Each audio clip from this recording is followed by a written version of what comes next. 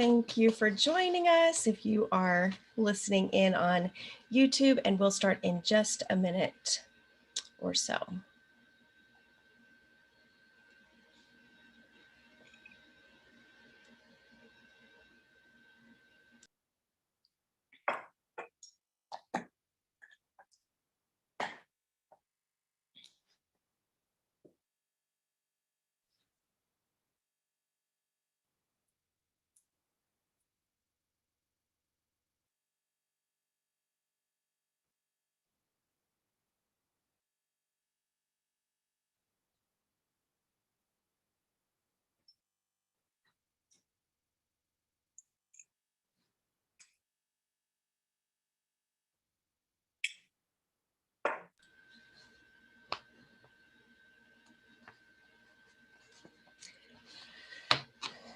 Okay. Good afternoon. My name is Amy Minervini, and I'm an instructor of English at LC State. I want to start by acknowledging that we all gather today on Indigenous homelands at LC State in Seminicum, Lewiston on the Indigenous homelands of the Nimipu, Nez Perce tribe. We acknowledge the Nimipu as original caretakers since time immemorial and recognize their continuing connection to the land, to the water, and to their ancestors. We wish to take this opportunity to express our deepest appreciation and respect for the ongoing relationship built between Lewis Clark State College and the Nez Perce tribe, Kutsi Yao Yao. And we'd like to thank you for attending the Black History Experience event at LC State. The Black History Experience seeks to offer a safe, welcoming, and inclusive space for learning and sharing, guided by the values of diversity, equity, and inclusion. We hope that you will actively seek to challenge any personal biases, assumptions, and preconceived stereotypes, and approach differences with openness and curiosity. We are very excited about the events that we have put together to celebrate the Black History Experience. We'd like to thank our committee members, Dr. Sarah Graham, Dr. Marlo De Galliano, Emmanuel Che, and Max Galliano, and our sponsors, Rose Hill Estate, LCSE Center for Arts and History, LCSE Humanities Division, LCSE Center for Teaching and Learning, and the LCSE Library. Thank you for being here today as we amplify Black voices and hear our speaker's individual story. There will be time for questions at the end. Please be sure to place any questions you have for Rasheeda in the chat box of the YouTube page. And now let me introduce our esteemed guest speaker. Ms. Rasheeda Kabba works for Fox 8 in Greensboro, North Carolina, as the anchor reporter at WGHP, a station in the top 50 TV market. She walked into work during her second week on the job, just when the Black Lives Matter protests were happening nationwide. For the next 6 weeks, Rasheeda covered the local and regional protests and marches. Her previous training taught her how to cover breaking news while in the anchor chair, a multitasking job that she handled with ease. And there were many breaking stories having to do with the local, regional, and national elections, as well as the ongoing pandemic. She is most proud, however, of the many stories that she has reported on that have made a direct impact on the lives that she has covered. When she first reported on the lost souls of Oakwood Cemetery, it was believed that there were 50 unmarked graves of Black people. After her story aired, it was determined there were actually 350 Black people buried in unmarked graves. A historian working on the project put her in touch with a local man whose great-great-grandmother was buried there, just feet away from a Confederate-only cemetery. In another story, Rasheeda reported on the ways in which a high school athlete's life was changed when he suffered a spinal cord injury in a freak trampoline accident, and the way in which he's moving forward from that. She also interviewed families whose lives were shattered as a result of gun violence, as well as the aftermath, including the community's response to the violence. This during a record year of homicides in Greensboro. Prior to Fox 8, Rasheeda was an integral part of our community as the Clue News Live at 11 anchor and executive producer. She covered breaking news, the homelessness crisis, and a number of heartwarming human interest stories. In her time in Lewiston, Rasheeda broke a number of glass ceilings, serving as the first Black news anchor at Clue and the first Clue News Live at 11 solo anchor.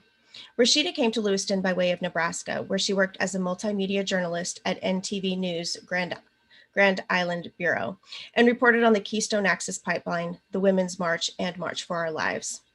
Rasheeda is an alumnus of the University of Oklahoma, where she majored in broadcast journalism and minored in African American studies, and was an award-winning journalist. During her time at OU, she was a reporter and anchor in the Emmy Award-winning college newscast OU Nightly, and heavily involved in the on-campus investigative TV show Roots TV, which won a Silver Telly Award during the show she anchored, co-produced, reported, and hosted. In her tenure at OU, the university was at the center of national news after a video of fraternity members chanting racial slurs on a bus went viral. As the university underwent policy changes and created a new position for a diversity and inclusion president, Rasheeda was the beat reporter on the scene, appearing live on CNN and Al Jazeera America. Please welcome a powerful and valued voice who is making a difference in journalism and in the communities in which she serves, Miss Rasheeda Kabba. Thank you guys so much for having me here. Woo, Amy, you made me feel like a little bit nervous. Like, did I cover all of those things? Yes, you did. But thank you guys so much. I'm so glad to be here, even though it's virtually. This time last year, I got to see a lot of you in person in Lewiston, Idaho. Thank you guys so much for having me back again for another year. And I just want to get into a few things, talk a little bit about myself, but more importantly, how we can get through this year, because let's be honest, this has been an unprecedented year. Many changes that have happened for each and every one of us. So let's get into it. So as Amy mentioned, I am from Oklahoma City, Oklahoma originally, and I was born and raised there, went to the University of Oklahoma.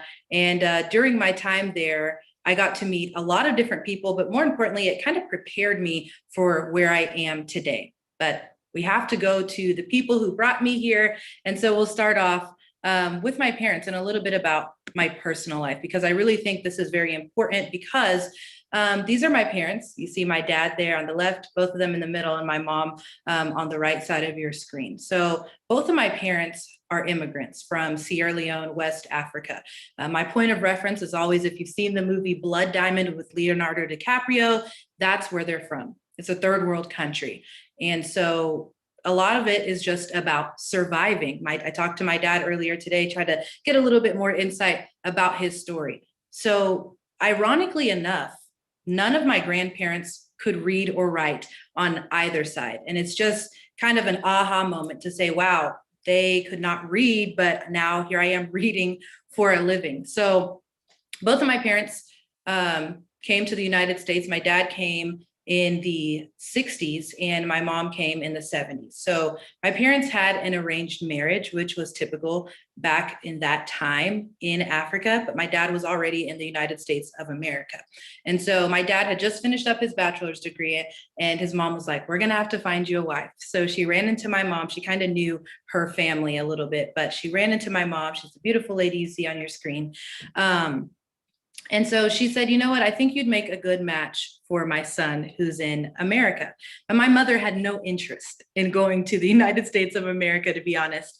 She was 17 years old. My dad was 27. And she came to Oklahoma, and she had never met my dad a day in her life until she got to the airport. And so she was dressed from head to toe in her African regalia. And my dad was kind of like, Hawa, which is her name. And she was like, Mamoru, ? And he was like, all right, let's go home. And I was like, Dad, that was not very smooth. But that's how it all started. And so both of my parents, as I mentioned, my dad was in school. He had just finished his bachelor's degree. He was going back for his master's degree. So during this time, my mom only had a high school education, and barely that. The education system there is obviously not as adequate as it is here in the United States of America. So she had a 9th grade reading level, just to put that into perspective, 9th grade. But it was always her family's goal for her to go to school and to create a better life for herself so that she could have a better life for her children. Because a lot of times for immigrants, it's not about themselves. It's about making a life for their children. And so they did just that. So both of my parents were working the entire time they were in school. They would kind of take breaks. Sometimes my dad would be working 2 jobs while my mom was working 1 job, and vice versa, whether it be my dad being a janitor, being a teacher at the prison, my mother working at a fast food franchise in Kansas. And so, because that's where they both went to school originally, was in Winfield, Kansas, Southwestern College. And so it was really hard for them. They really were just scraping by. My brother was born when my mom was about 21 or 22, and it's so crazy to think, what was I doing at that age? But they did that, and they had 3 children. I have 2 older brothers. I am the youngest. They always try to say that I'm spoiled, but I like to combat that. But yeah, so they really worked really hard to give us the life that we have today. And it's just so crazy to think that my parents would come to this country with only $20 in their pocket and try to create this life for themselves, until eventually my dad got his PhD in education and my mother got her master's degree in public health. She was a registered nurse. I just want to take you back to 2015.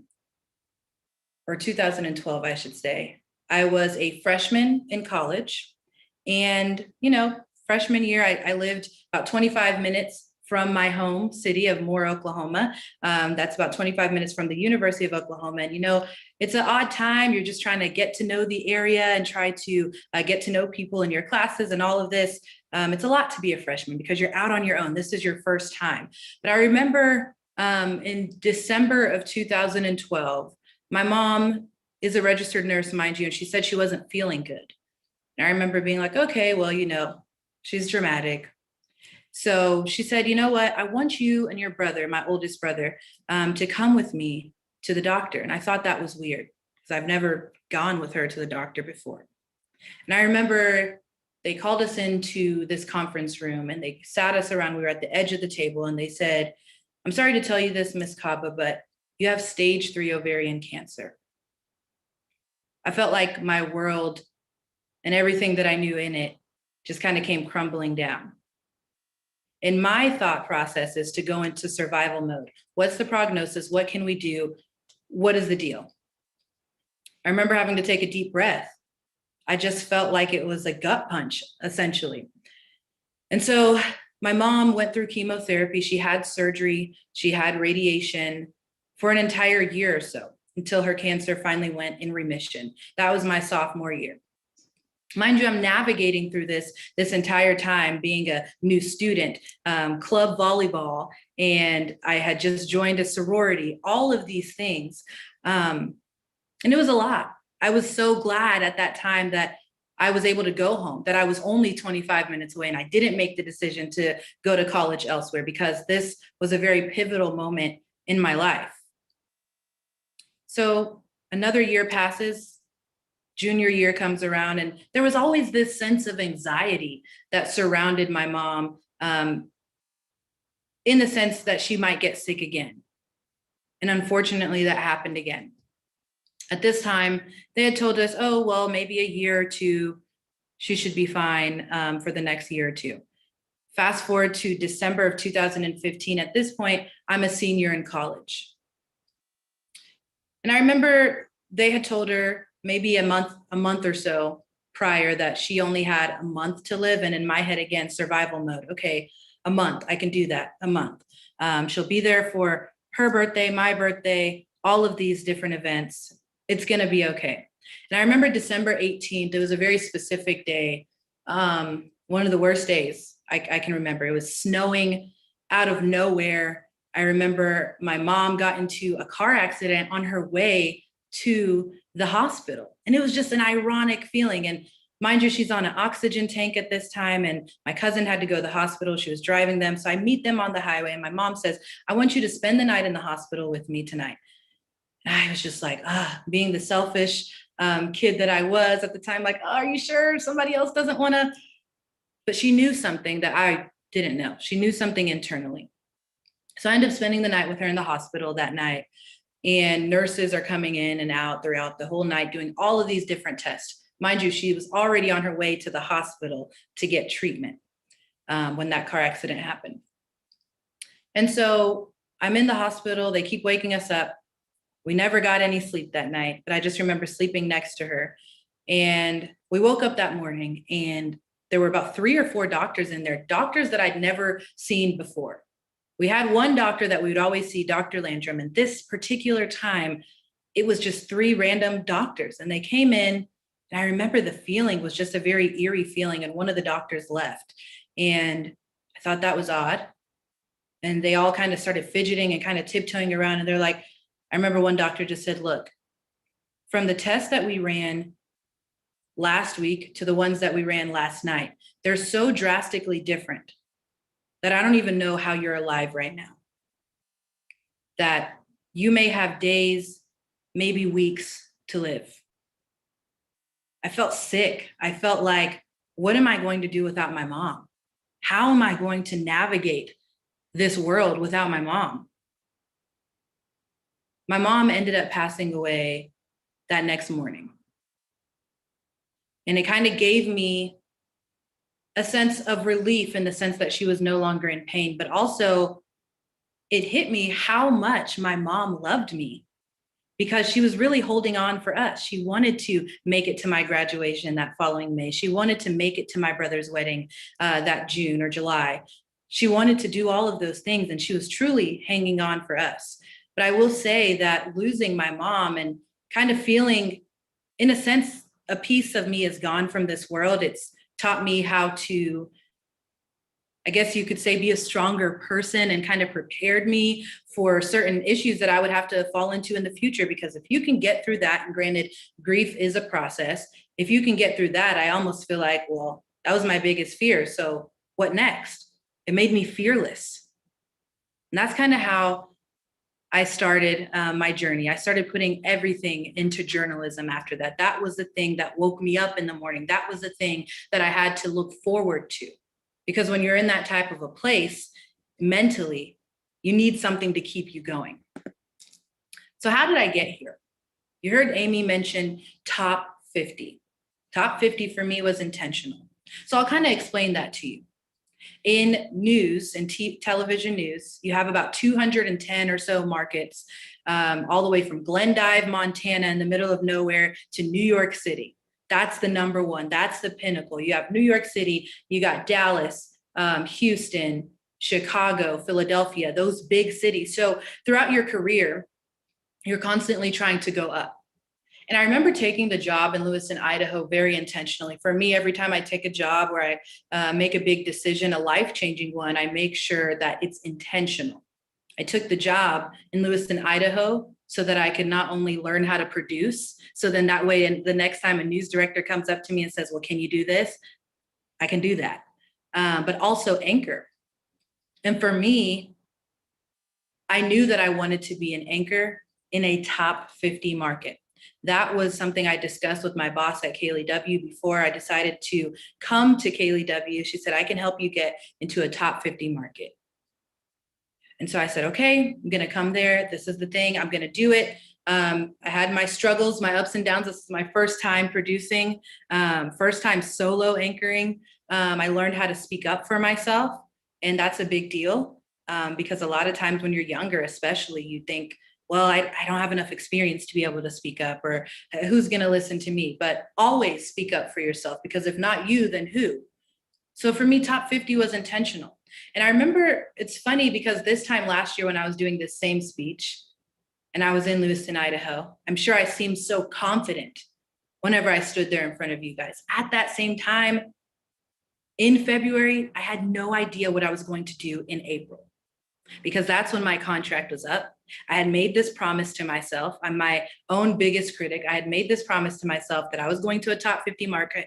I was going to anchor, and that was what it was going to be. So I'm very adamant whenever I set a goal, that's what it's going to be.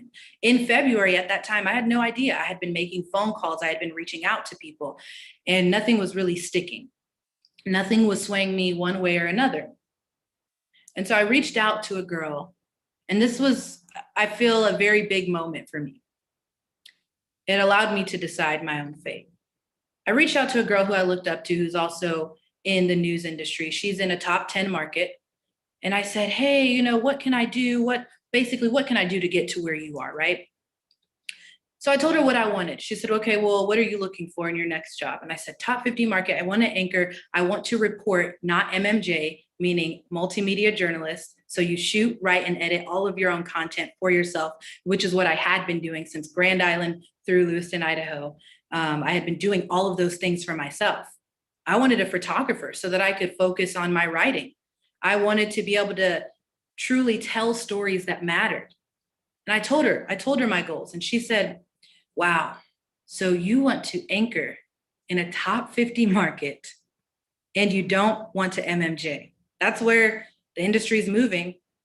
I mean, to me, it sounds like a unicorn dream.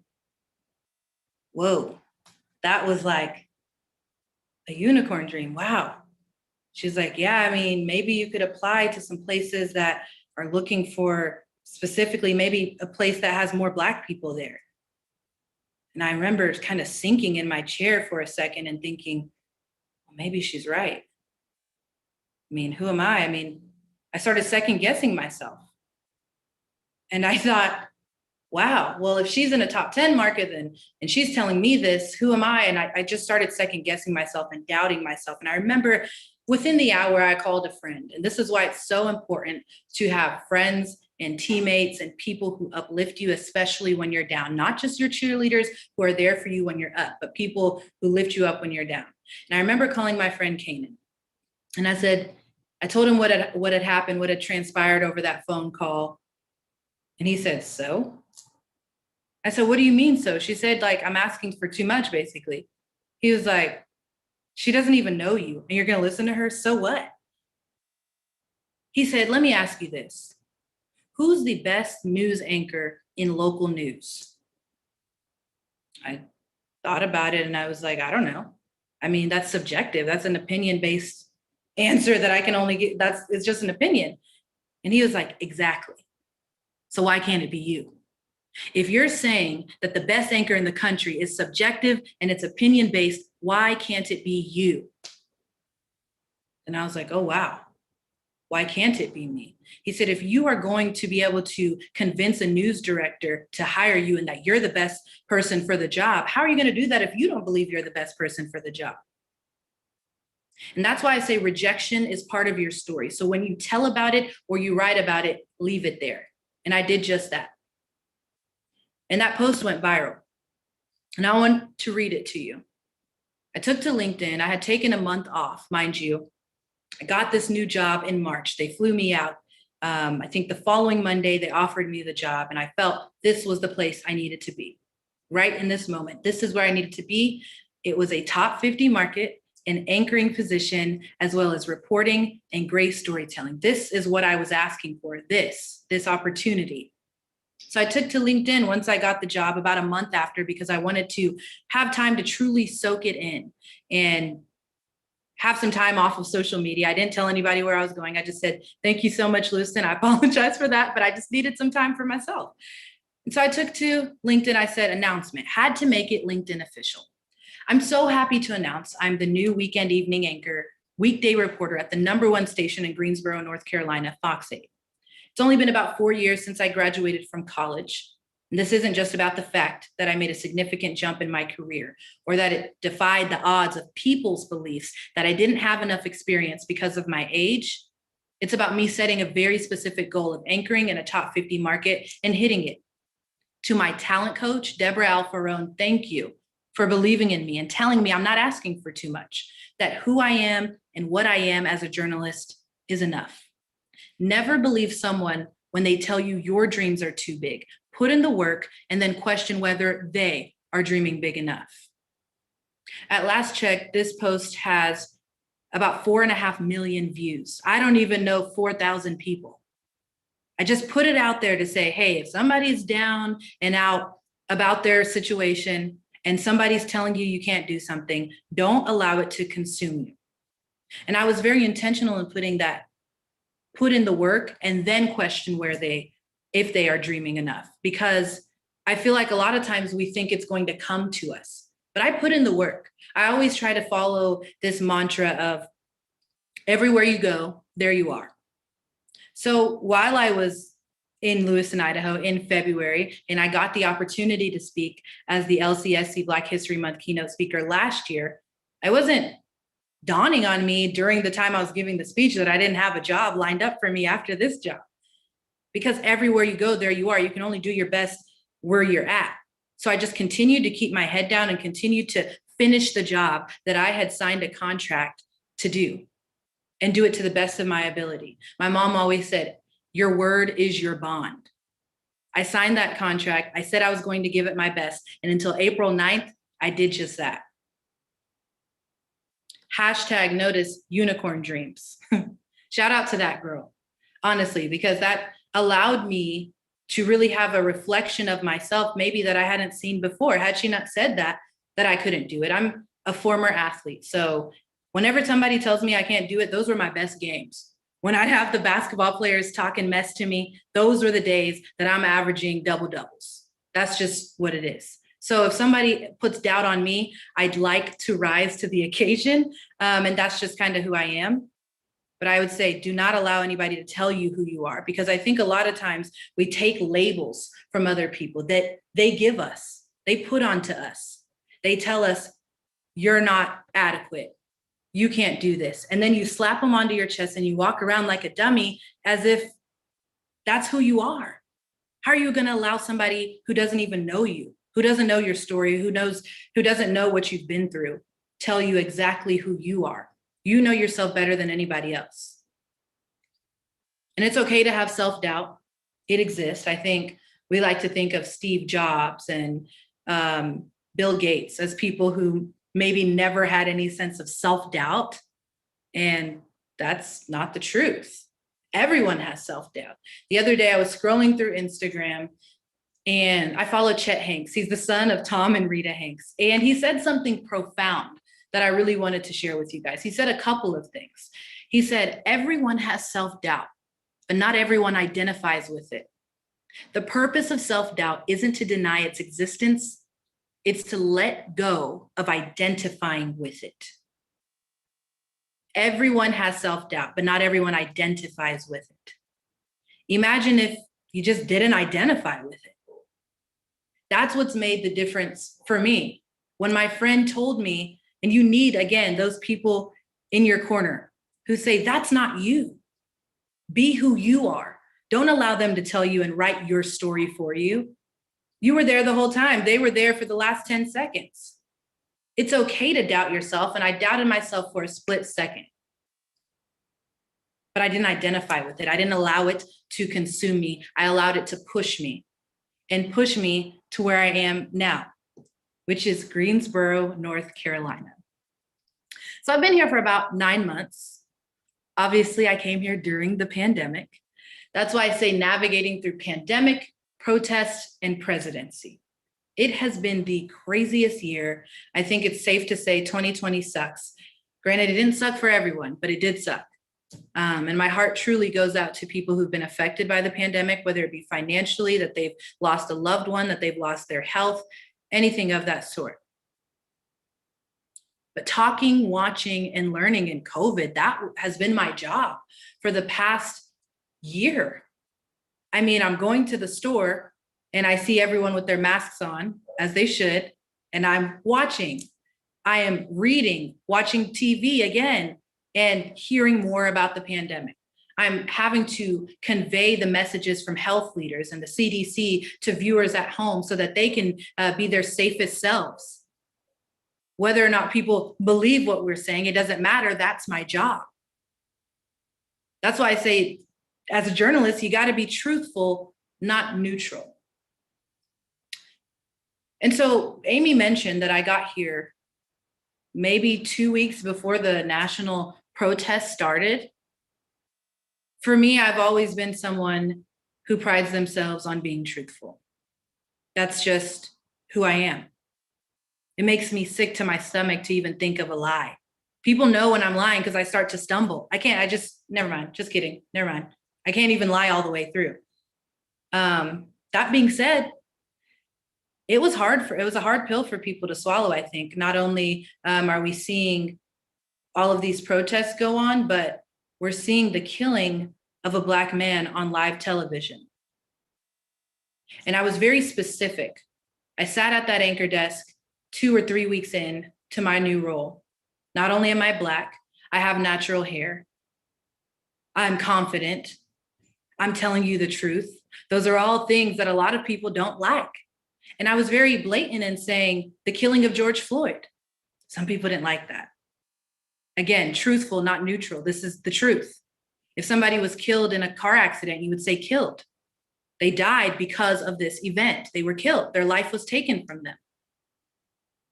And I sat at that desk and I said that. And I remember the first email that came in about me, the subject head said, Rasheeda Kabba.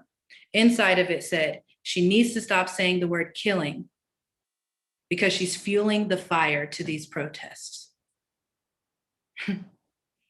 I mean, honestly, I was flattered because I'm always going to be honest. And I was very intentional in saying that word. And if that word triggers you, then maybe you should ask yourself what the true problem is. Truthful, not neutral. Fast forward months later, and the homicides just keep coming in Greensboro. We had a record number of homicides. So not only are we dealing with it on the back end of seeing Black people die, but now Black people killing one another. It's a hard pill to swallow, all of this while being a Black journalist. It's difficult because as journalists, we're taught you gotta kind of be neutral, as we mentioned earlier, kind of gotta be neutral. That's kind of what they teach you. And it's hard. It's truthfully hard not to be emotionally invested or feel something. We are human beings. When you see another life taken, regardless, that should do something to you. Whether it be strike up a conversation, ask what you're doing to solve the problem, have those tough conversations. Because I don't like being on the other end of it either. I see those people as my brothers, my dad, my cousins, my uncles. It's sad, it's scary. So when these things happen, it's very important to specifically say what it is. And when I was on that anchor desk, I would say, protests and rioters are very different. I want to be clear in that. Protest is lawful. Riots are unlawful. I had to be very clear because I think a lot of times we group those people together and that's not the truth. The truth is they are very different. And I know it was a very difficult time to watch. It was very hurtful for so many people. But again, it made us uncomfortable. And that's something that's okay as well, to be uncomfortable, because that sparks change. And you know, I mentioned 2020 sucked, right? For a lot of people, it did. But I think it's very important too to point out that while it was very hurtful for a lot of people and very difficult for a lot of people, this wasn't some people's worst year. For me, 2015 was my worst year when I lost my mom. And I think we're all just kind of experiencing a sense of loss together now in 2020. But I think it's also given people a lot of time to reflect and to think about, hey, what are my goals? I have so much time in the house. What are my goals? How can I achieve those goals? It's enough to just talk about them. People have started side hustles. They've started working new jobs. They're doing and fulfilling their dreams in a lot of ways. And that's why I say it's okay to have beacons of light in the midst of this dark. It's okay to take a photo and say that you're having a good day. I think at the very beginning of the pandemic, we were all kind of skeptical. We don't want to say anything because we don't want to be insensitive. And granted, that was very thoughtful, but I think also don't rid the world of happiness as well. It's okay to post a photo and say that you're happy because you don't know who else that's sparking, how you're impacting somebody else's day. You never know who's watching. So be mindful, be safe while you're doing it, but it's okay to be happy because we're going to look back at those pictures. We're going to think back to this time. And you can't have all negative days. That's the only way to get through it, is to think of the positive and the small things even.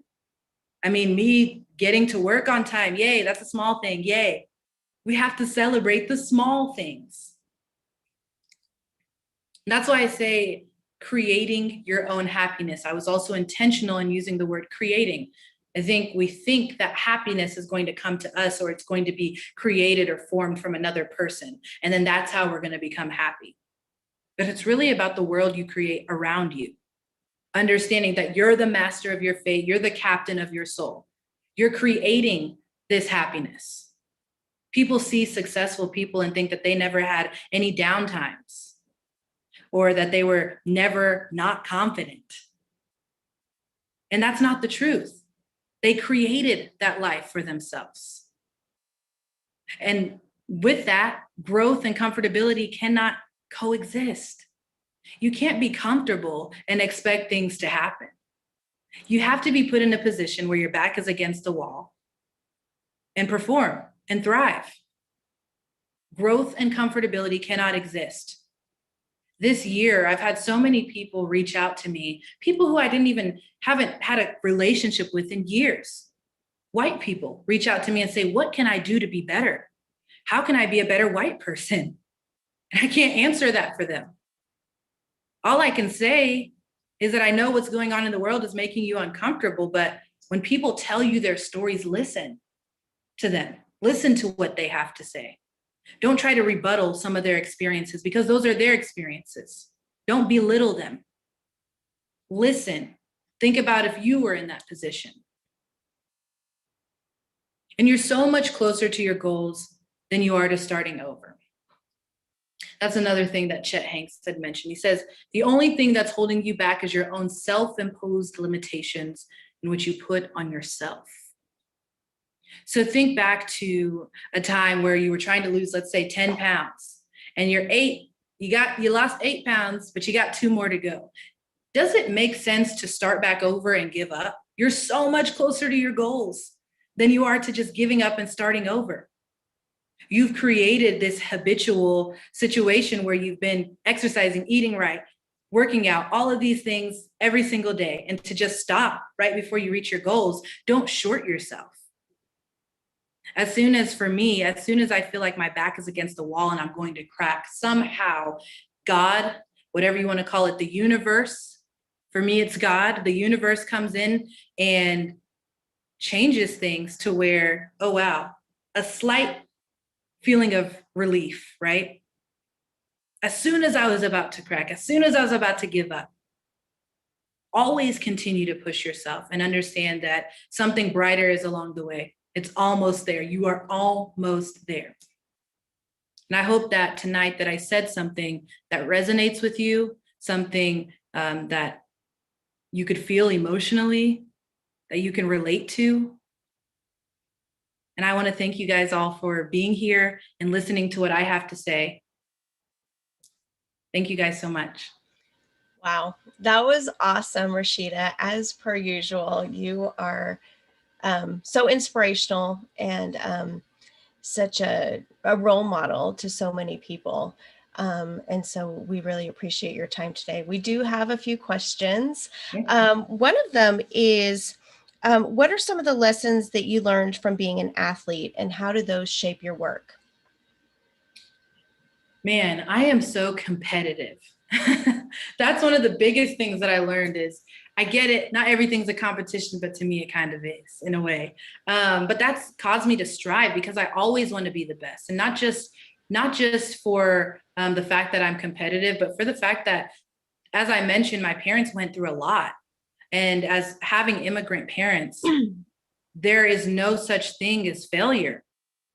If you can't, because you owe it to them. I felt like success was what I owed to them because they put up with so much and they paved the way for me. I had grandparents who could not read or write. So I feel like I'm shorting my family in that sense. But basketball and volleyball specifically helped me continue to push myself. Times where I thought I couldn't do something or I was overly exerting myself. I think back and I'm like, oh, I've done this before. I could keep going. I can keep pushing. I'll be okay. But that's kind of how being an athlete has impacted where I am today.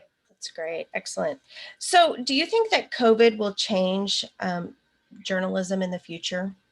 Are there some lasting effects of the pandemic on the industry? I think one of the lasting effects is that a lot more people are watching the news now. I think that a lot of people were depending on this, especially at the very beginning of the pandemic. People were depending on us to know how many people in Lewiston, Idaho, in Nez Perce County have COVID. Where are they located? And when did this happen? Did they spread it somewhere? I think people are listening a lot more.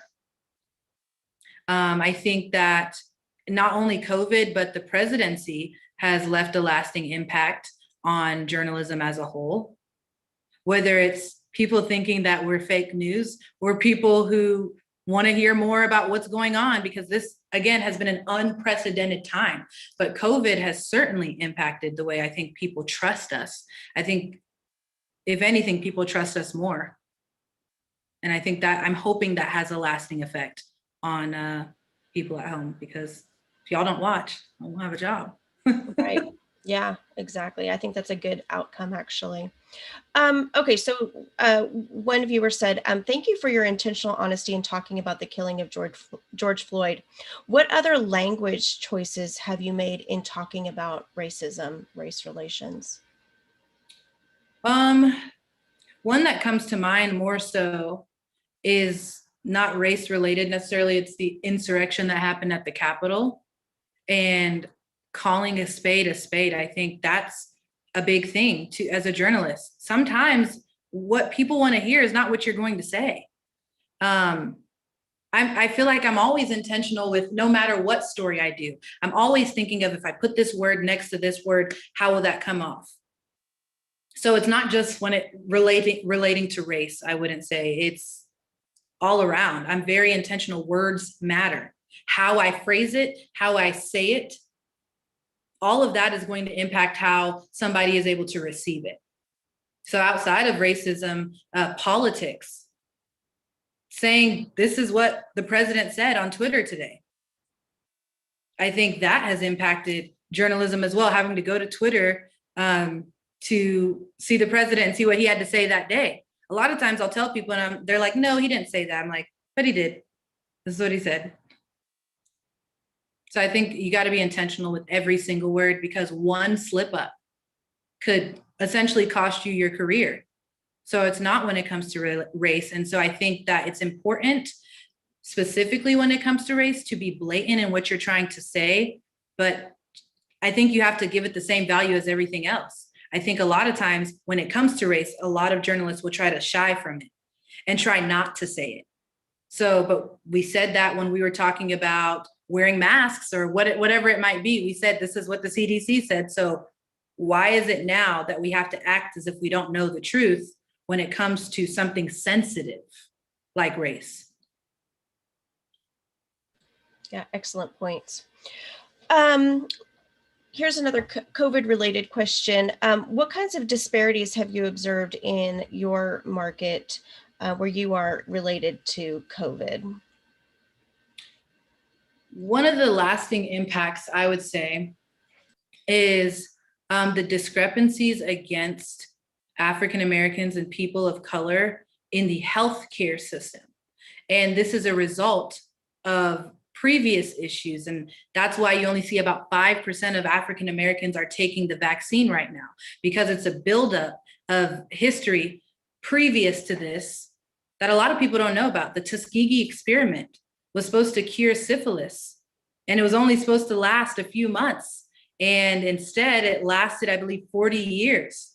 So when we talk about African Americans not trusting the healthcare system or not being treated equally, this is a result. This is why a lot of African Americans are not taking the vaccine, because there has been a trust that's been misled with them.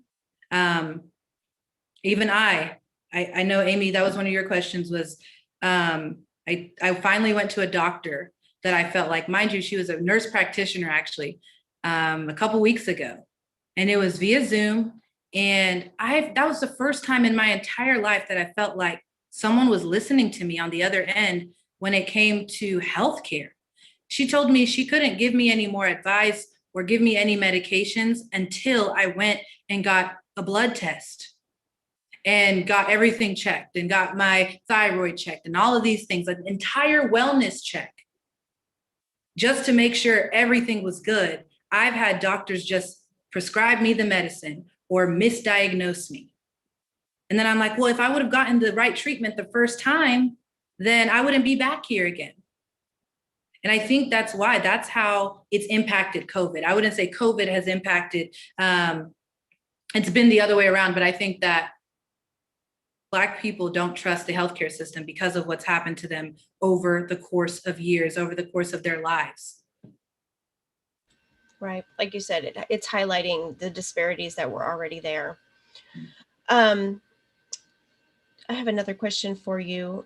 What's your best advice to young people about learning to be truthful as opposed to remaining neutral? And I assume this is journalist. It could be journalist or anything. For me, I always think, who is this impacting if I don't tell the truth? I am somebody who fights for my stories. I fight for the words that go into my stories. And a lot of people are not like that. Some people are more passive. I've never been that person. And sometimes it can make it a little bit harder to work with me, but it's for the greater good. I personally, I think also you have to, if you're a journalist, I think also you have to kind of gain your respect. But I've always been vocal when it comes to things that I believe truly matter, because I say it not to necessarily say, oh, I know what I'm talking about, so listen to me. It's so that the next person won't have to fight as hard as I did to get someone else to understand exactly what it is, because this is impacting lives. When it comes to journalism, you're impacting people's lives. If you're in the healthcare field and you get something wrong, you're killing someone. Essentially, my words could make all the difference. I mean, if we would have told people, if we would have continued to go around telling people that the pandemic was not that serious and that it wasn't a big deal, how many lives would have been impacted by that? How many lives? How many people would have died had they said, oh, well, the news said it's not a big deal, so we can just go around, walk around here without the mask. It's not a big deal. It impacts lives. You can kill someone, essentially. So I think words truthfully matter.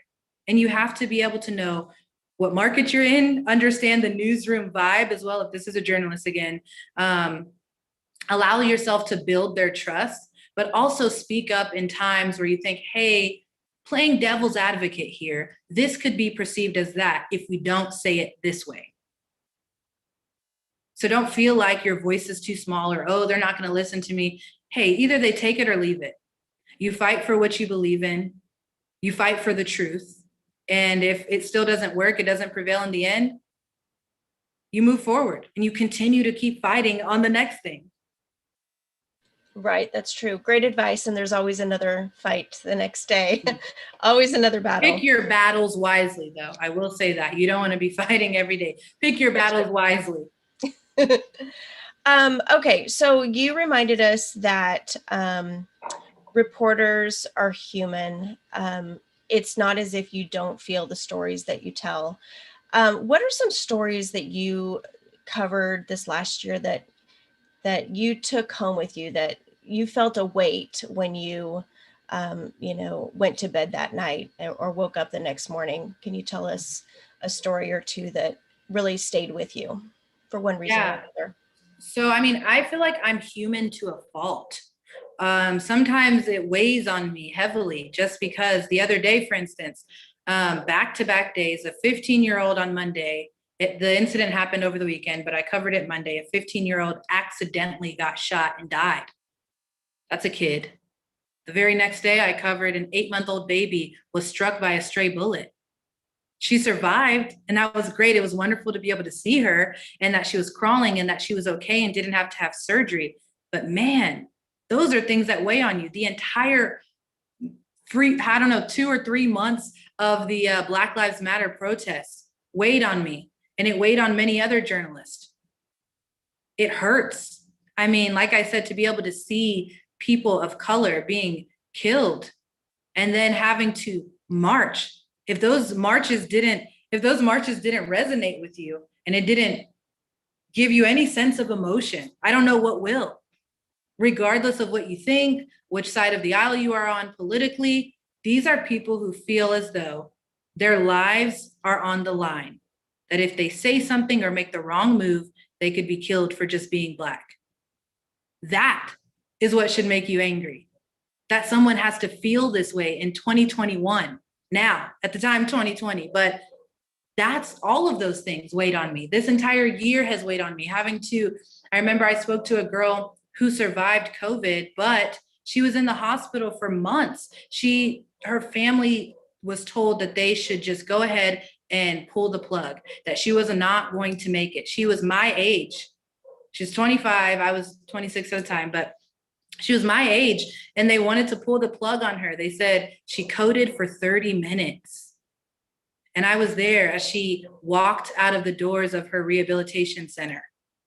That weighed on me. This is another Black female who's around my age who just accidentally got COVID and had been in the hospital for months and couldn't walk. And now she has to do a speech therapist because she had a stroke, she had a heart attack. All of those things have weighed on me. So I really can't think of one story specifically that stands out because every single one of them, I will always remember people who I interviewed for that very reason, because like I mentioned, am empathetic and I take people's problems home with myself.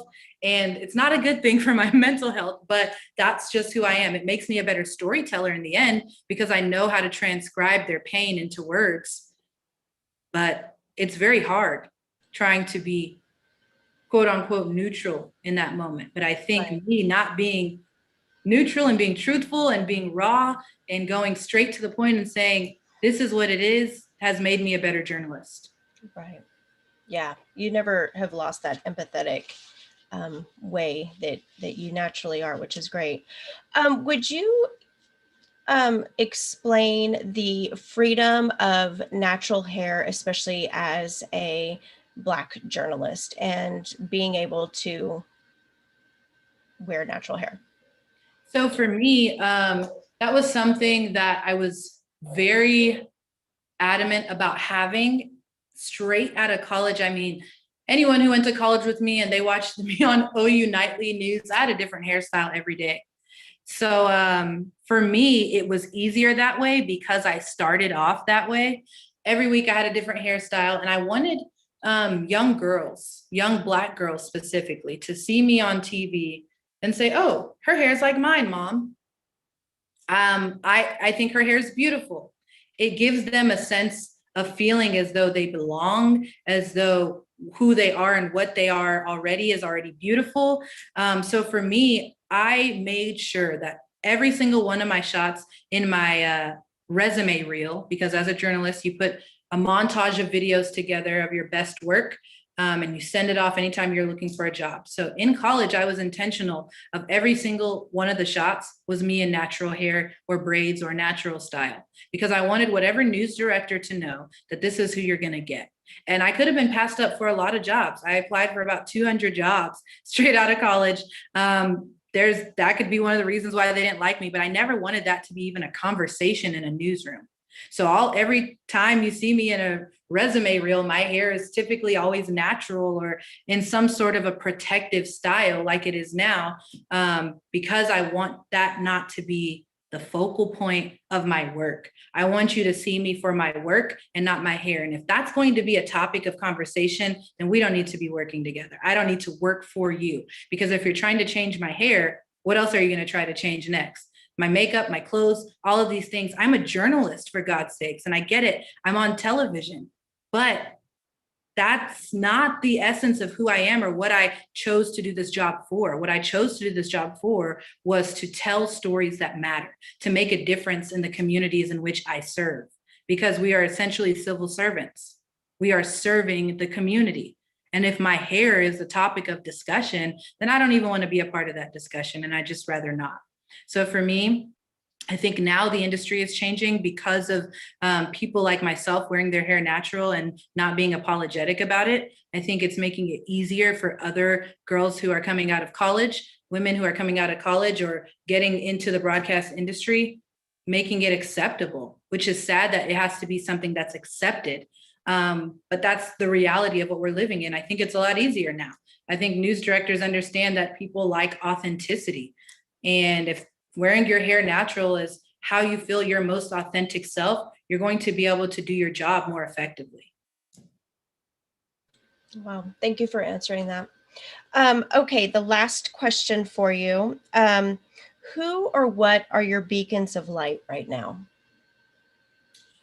So, man, you put me on the spot on that one. So my beacons of light, like I said, I kind of create my own happiness. Right now, it has been hard. I won't lie, just because I'm an outgoing person and I just do so much better in person meeting people. So it's been definitely hard to try to get that. I make sure that I do take time for self-care.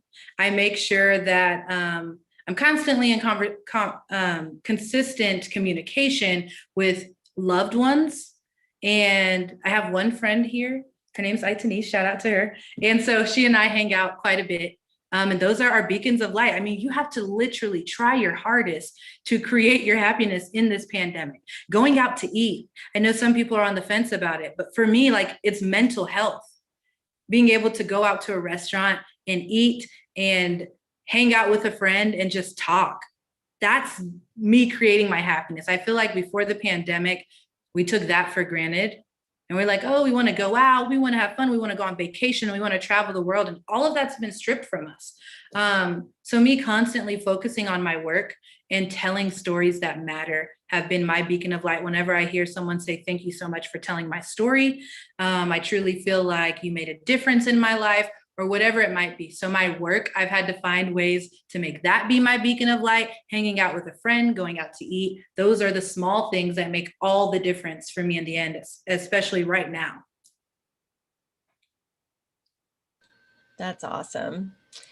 Oh my gosh. Well, thank you, Rasheeda. Is there any last thing that you want to say? We really appreciate your time. I know that your talk, I got text messages from people saying she's so inspirational and what a fantastic speaker, people who hadn't heard you last year. So this is exciting. Thanks again for joining us. Thank you guys for having me. I am so grateful. Granted, I mean, I talked about imposter syndrome last year, but it's just so unbelievable that you guys asked me to come back again this year. And I'm so thankful. And I'm wishing everybody the best. Make sure you find your beacons of light, whatever that light is. Give yourself a break. I want to leave you guys with something. I did an interview with a therapist the other day about mental health on campus. And she said, the thing about it now is that more students have been coming to me more than ever before. People who maybe never had mental health issues or just having that quarantine fatigue. And she said, the thing we have to remember is that none of us is at our best, but all of us are doing our best. Right. And so give yourself grace, understand that you're doing your best, constantly tell yourself that. It's okay to tell yourself you're doing your best. Because I get so hard on myself and I'm like, oh no, I just messed up on this. You're doing your best. Tell yourself that. Say it out loud if you need to. My talent coach, Deborah Alfarone, says, have you ever tried saying, I love you to yourself? She's like, we're always asking people to say, I love you to me, or whatever it might be, or show that love from the outside in. But what if you just told yourself, I love you? She's like, say it out loud and say, I love you. And it was weird. It felt weird. It felt good. So speak those positive mantras to yourself, and don't give up, no matter how dark this year has been. There is a future. Exactly. Manifesting that goodness, that success, everything. Rasheeda, one last thing. How can people follow you?